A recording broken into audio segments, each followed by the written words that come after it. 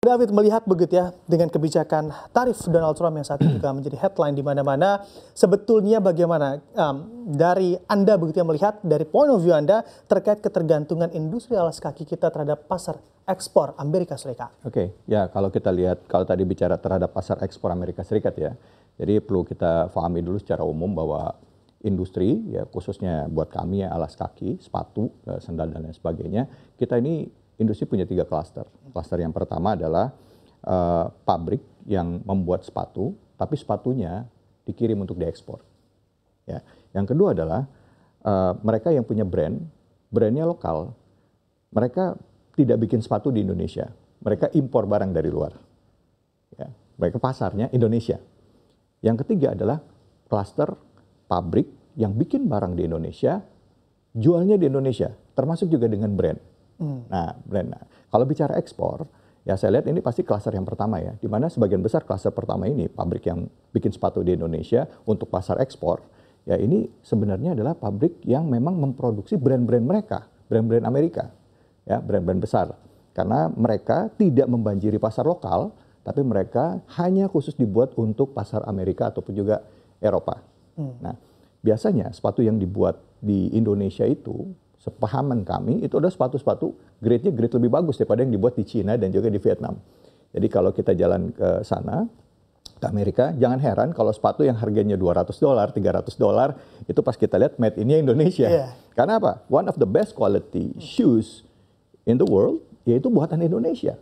Kita punya labor yang skillnya bagus, ya, terus juga punya kultur pekerja yang baik dibandingkan dengan negara lain. Memang secara hasil produksi kita tidak secepat Cina, tetapi secara kualitas kita still one of the best.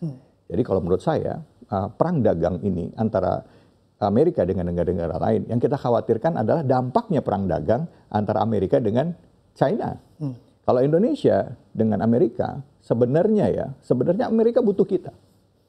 Sebenarnya Amerika butuh kita. Tinggal yang dibutuhkan adalah bagaimana tekanan politik yang dilakukan oleh Presiden Trump ini kepada negara-negara di sekitarnya menunjukkan who's the boss now gitu kan ya. Ini bisa disikapi dengan baik oleh pemerintah karena saya yakin pasti akan ketemu satu titik kesepakatan antara kedua belah pihak. Sebenarnya yang diincar dari Presiden Amerika atau kebijakan dari negara Amerika ini bukan di komoditas kami karena mereka butuh kita tekstil karena kalau kita lihat kan ekspor paling besar 33% tadi Indonesia ke Amerika ya. Kenapa? Karena kita memang secara kualitas dan secara harga kita memenuhi gitu kan. Terus juga secara komitmen kita cukup baik dengan mereka. Nah, yang kita mesti saya komoditas yang diincar mereka bukan itu, mineral yang mereka lihat. Mereka ingin ada bargaining tentang kebijakan-kebijakan pemerintah yang sehubungan dengan mineral. Nah, sekarang bicara kembali lagi ke alas kaki. Berapa besar dampaknya ke kita, pengusaha alas kaki? Ya, antara Amerika dengan ini memang sementara ini kita tetap bikin, kita tetap produksi. Tapi kita sambil wait and see. Berapa persen yang akan diterapkan oleh Presiden Trump ya kepada kita negara Indonesia. Kemarin kan 32%. Apakah nanti akan ada relaksasi jadinya kita lebih turun? Nah kalau kemarin aja kalau saya lihat ya, kemarin kami sempat ketemu dengan beberapa kawan-kawan asosiasi pada saat ada pertemuan dengan Menko Perekonomian ya. Setelah dihitung-hitung sebenarnya itu memang angkanya memang sekitar segitu kurang lebih ya, naik antara 30 di total gitu ya. Bahkan mungkin dari Kementerian, kalau nggak salah waktu itu Kementerian Perdagangan ya, mengatakan sebenarnya itu sudah, sebenarnya kalau dihitung-hitung itu lebih kecil malah jatuhnya. Kalau di total ya, dari kebijakan-kebijakan segala macam. Tapi tetap ada debat, ada pendapat yang berbeda juga mengenai hal itu, khususnya bagi yang melakukan eksportasi ke Amerika.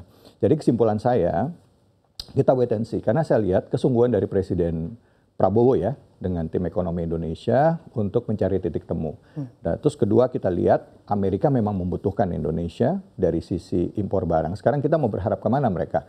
China, kalau orang bicara tentang Vietnam, orang bicara tentang Kamboja, Amerika tahu Vietnam itu proksinya China. Makanya mereka kasih 60%. Kenapa? China tahu dia akan digempur, mempersiapkan diri pada saat China digempur, mereka bikin pabrik semua di Vietnam. Jarak lebih dekat, ngawasinnya gampang, ya kan? Nah, Indonesia juga ada beberapa pabrik-pabrik Cina di Indonesia ya, PMI ya. Nah, tetapi tidak semasif di Vietnam. Makanya kalau kita kemarin banyak terkagum-kagum, wah coba dong Vietnam terbuka, investasi besar-besaran di sana. Oh salah justru. Kalau kita terlalu besar seperti itu, ntar pengusaha lokalnya akan tergerus. Karena sebagian besar yang masuk sana kan PMA. Dan juga memang mereka sudah punya koneksi dengan pengusaha-pengusaha di Amerika gitu. Harapannya tadi Vietnam, tapi ternyata kan sekarang Vietnam 64%. Dan saya rasa itu langkah, kalau saya sebagai seorang pemimpin sebuah negara, saya itu langkah yang cukup cerdas yang dilakukan oleh Presiden Trump untuk kebijakan luar negeri. Walaupun di satu sisi itu merugikan pengusaha di dalam negeri mereka, karena kan brand-brandnya itu yang diterapkan tarif sebagian besar adalah brand-brand Amerika semua. Ya. Iya kan? Nah, jadi kita justru harus menikmati. Yang harus kita cermati sebenarnya ke depannya adalah China ini kan adalah perusahaan dunia. Semua dia memposisikan diri sebagai kami negara yang menjadi produsen buat dunia. Gitu. Mereka siap untuk memproduksi barang-barang apapun di dunia. Pada saat Amerika menutup pasarnya, mereka kan harus membanjiri pasar ke yang lain. Ya. Kemana mereka akan banjir pasarnya? Nah, banjirnya barang-barang dari China ini, yang sebenarnya sudah terjadi kemarin-kemarin, itu luapannya kan ke Indonesia. Ya, dengan ada Permendak nomor 8 tahun 2024 yang memberikan kemudahan untuk barang impor masuk ke sini, ya, beberapa komoditas termasuk alas kaki dan tekstil. Ditambah lagi sekarang, kalau misal udah tanpa impor, tanpa kuota, ya silahkan. Di satu sisi Presiden Prabowo ini bagus supaya tidak ada monopoli, harga bisa stabil. Tetapi buat pengusaha lokalnya gimana? Apa yang dilakukan oleh pemerintah? Ini yang justru kita tunggu kan. Nah, kemarin karena potensi Indonesia akan dibanjiri oleh barang-barang atau luapan barang-barang dari China yang tidak bisa masuk ke Amerika, nah maka kita harus siap-siap. Ini yang harus disiapkan. Tahun kemarin, tahun 2024, itu tercatat hampir 89% barang yang membanjiri pasar lokal, itu adalah barang-barang impor. Kebayang nggak? Itu baik dari legal, ilegal, dan thrifting. Artinya apa? Yang legal aja cukup banyak. Ilegalnya lebih lagi. Belum lagi yang thrifting, barang-barang bekas masuk ke sini lewat pelabuhan, apa lewat mana, kita nggak ngerti. Nah, tapi ini fakta yang harus kita siapkan. Nah, adanya kebijakan pemerintah, namanya TKDN. Itu kan sebenarnya pembatasan. Spiritnya adalah membatasi barang impor untuk masuk ke Indonesia. Tapi kenyataannya nggak gitu. Kenyataannya malah yang diwajibkan pengusaha lokal untuk punya TKDN, ya kan gitu. Kos satu TKDN berapa, gitu. Nah, begitu nanti diberikan relaksasi TKDN untuk pengusaha luar, tapi kita masih dikenakan TKDN, artinya pengusaha lokal akan terkena beban. Siapa yang terkena beban? Di klaster ketiga yang saya bilang. Kan tadi saya bilang ada 3 klaster. Klaster ketiga, yang mana mereka bikin barangnya di Indonesia, punya pasarnya di Indonesia. Baik itu pabrik maupun brand. Ini yang kena dampaknya. Nah, jadi hal-hal seperti ini yang kita tunggu kebijakan pemerintah seperti apa. Karena untuk ekspor barang ke Amerika, menurut saya pengusaha-pengusaha besar ini mereka nggak perlu harus khawatir. Karena sebagian besar mereka kan PMA.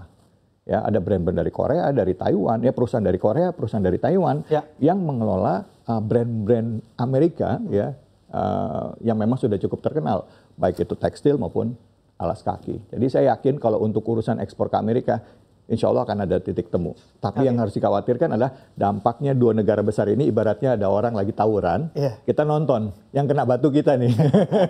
Gimana caranya kalau mereka ribut, kita nggak ikutan kita nggak kena batunya, tapi kita bisa melihat peluang.